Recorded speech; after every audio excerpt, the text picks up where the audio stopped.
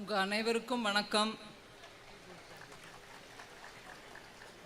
மேடையில் இருக்கக்கூடிய பெரியோர்கள் எல்லோருக்கும் வணக்கம் தெரிவிக்கும் அந்த சமயத்திலே இந்த மேட்ச் இண்டஸ்ட்ரிக்கு காரணமாக இருக்கக்கூடிய அந்த பெரியோர்கள் 100 வருஷத்துக்கு முன்னாடி போய் கொல்கத்தாவில் கற்றுக்கிட்டு வந்து இங்கே வச்ச அந்த 2 சகோதரர்களுடைய பேரன்கள் 2 பேரும் வந்திருக்காங்க. அவங்களுக்கும் நான் வணக்கம் தெரிவிக்கணும். இன்னைக்கு இந்த நிகழ்ச்சிக்கு முன்னோடியாக இருக்கக்கூடிய பரமசிவன் அவர்களுக்கும் மகாதேவன் அவர்களுக்கும் என்னுடைய மனமார்ந்த நன்றி. கிட்டத்தட்ட ஒரு 1.5 வருஷமாக கேட்டுட்ருக்காங்க, நீங்கள் வரணும் ஒரு முறை கோவில்பட்டிக்குன்னு. அது பல முறை தடங்கள் ஏற்பட்டு வர முடியாமல் போனதுனால இத்தனை சமயம் கழித்து இப்போ வந்திருக்கிறோம். இந்த பூமியை பற்றி நிறைய பேர் நிறைய பேசியிருக்காங்க. நான் மதுரையில் பிறந்தவன், ஆனால் எப்பொழுதும் கூட எனக்கு தென் மாவட்டங்களில் என் உறவினர்கள் மூலமாக சின்ன வயசுலேருந்தே ரொம்ப எனக்கு இந்த மாவட்டங்கள் மீது நிறைய விஷயங்கள் எனக்கு கற்றுக் கொடுத்தாங்க. ராமநாதபுரம் வரைக்கும் இந்த நாட்டோட நரம்பு அப்படின்னு வர்ணிக்கக்கூடிய அளவில் ஒவ்வொரு மாவட்டத்திலையும் இருக்கக்கூடிய பெரியோர்கள் இந்த நாட்டுக்கே புகழ் சேர்த்தவங்க. வீரத்துக்கு மாத்திரம் இல்லை, கவிதைக்கு மாத்திரம் இல்லை, தேசப்பற்றுக்கு மாத்திரம் இல்லைன்னு அப்படி ஒன்று ஒன்றா நம்ம சொல்லிகிட்டே போனோம். ஆனால் அந்த ஒரு தலைவர் மூலமாக வந்த குணம் மாத்திரம் இல்லைங்க, இன்றைக்கி ஒவ்வொரு குடும்பத்தில் இருக்கக்கூடிய பெண்கள் அவங்கக்குள்ளே வச்சுக்கிட்டு இவ்வளவு மழை இல்லாத வானம் பார்த்த வறட்சி பூமியாக இருந்தாலும் தன் கை தொழிலால் இந்த பகுதிக்கு ஒரு வாழ்வு அளிக்கக்கூடிய அந்த அளவு பெண்கள் முன்னிலையில் இருந்து நடத்தக்கூடிய ஒரு தொழில் தீப்பெட்டி தொழில்.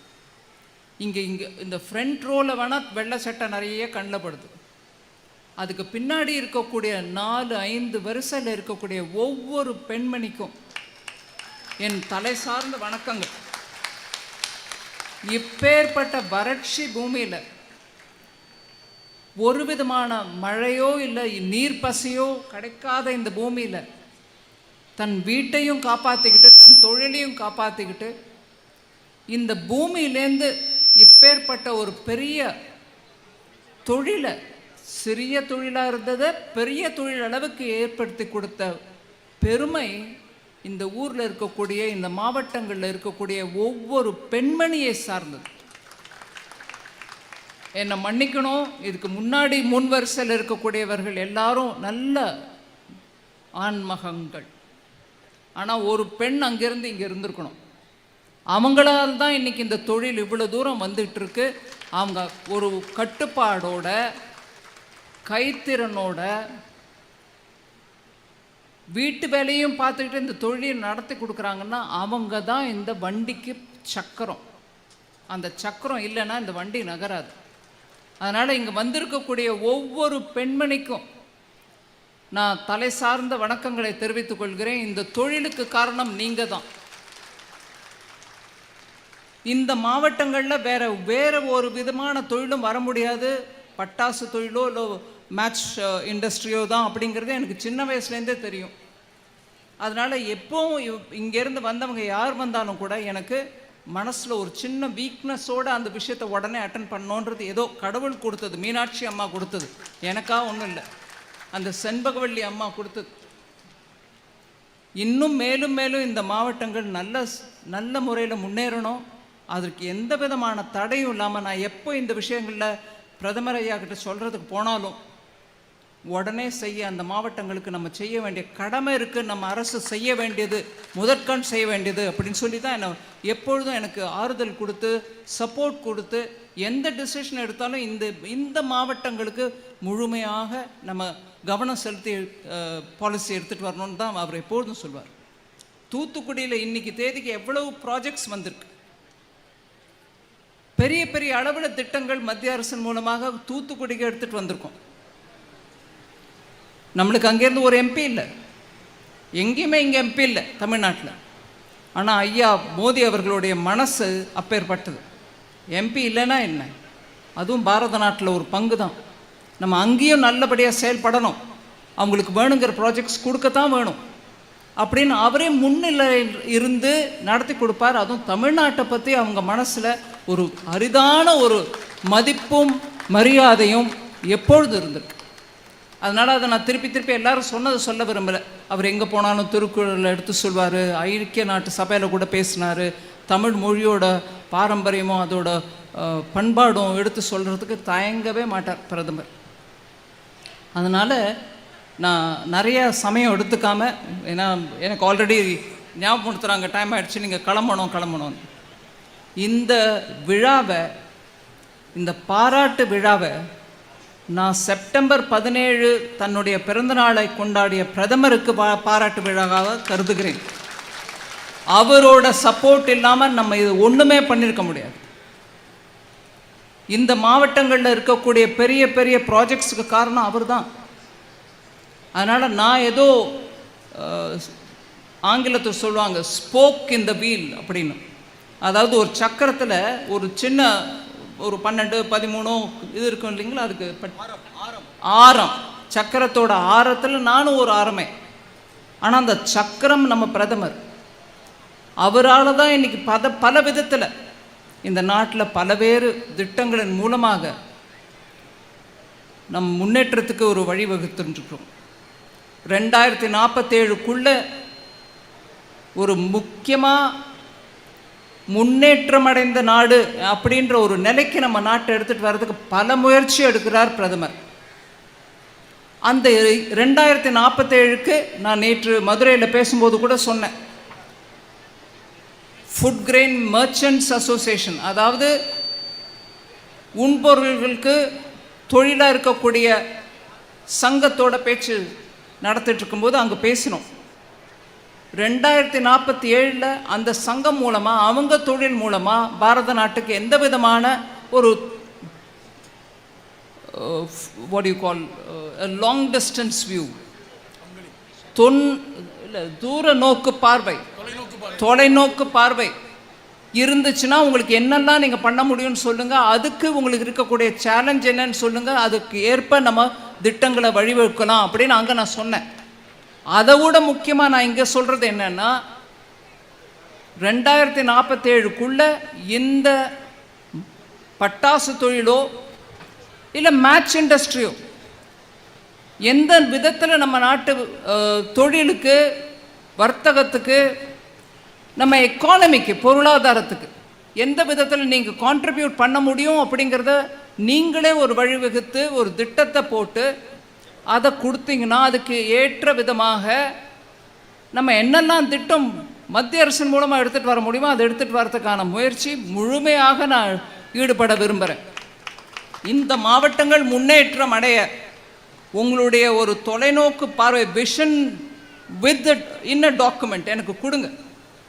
அது மக்கள், நீங்கள் எல்லாரும் சேர்ந்து உட்காந்து திட்டத்தை யோசித்து கொடுத்தீங்கன்னா எல்லாருக்கும் உதவும் வகையில் நம்ம ஒரு திட்டம் எடுத்துகிட்டு வர முடியும்.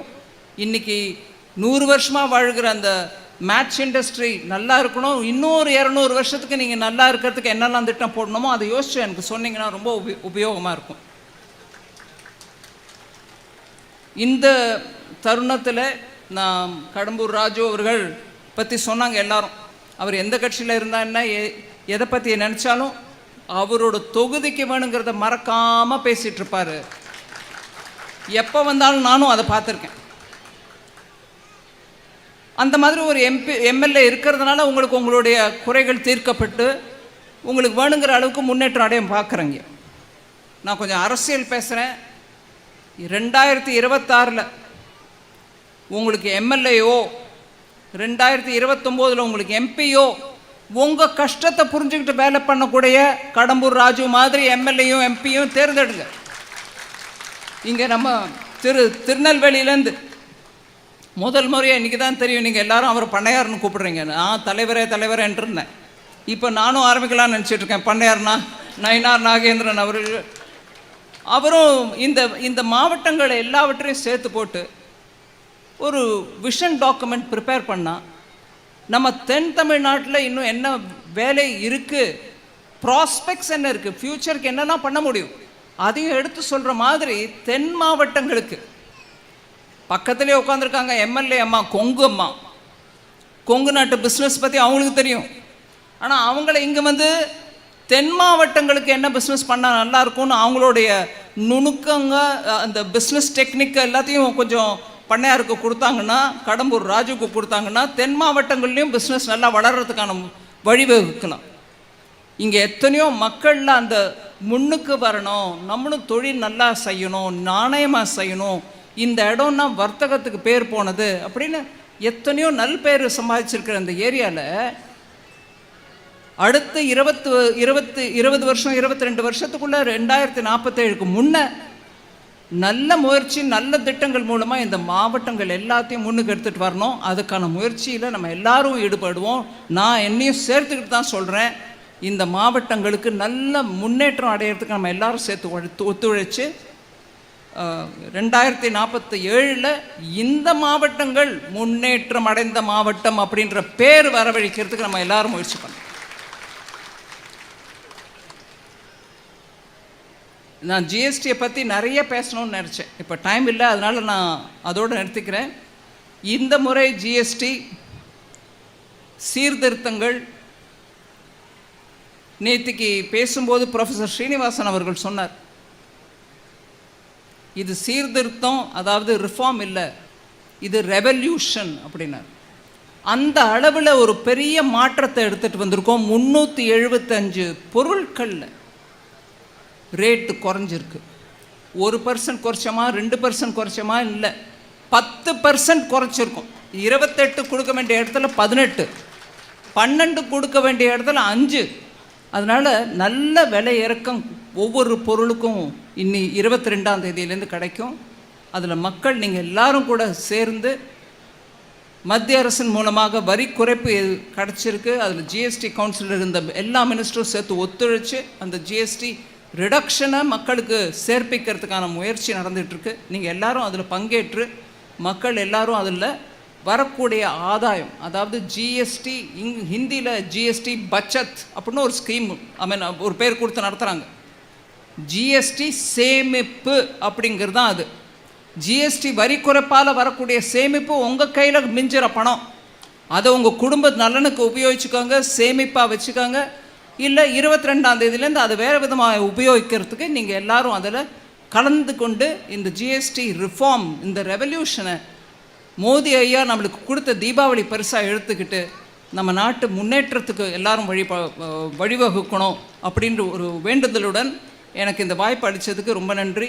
எல்லாருக்கும் மிக்க நன்றி. ரொம்ப ரொம்ப ரொம்ப நன்றிம்மா. தற்காத்து தற்கொண்டான் பேணி தகை சான்ற சொற்காத்து சோர்விலால் பெண் என்று சொல்வாங்க. தன்னையும் காத்து குடும்பத்தையும் காத்து நாட்டையே காத்திருக்கக்கூடிய நிதியமைச்சர் அம்மாவுக்கு ஒரு பெரிய பாராட்டுக்களை இந்த நேரத்தில் கைத்தட்டல்களோடு தெரிவித்து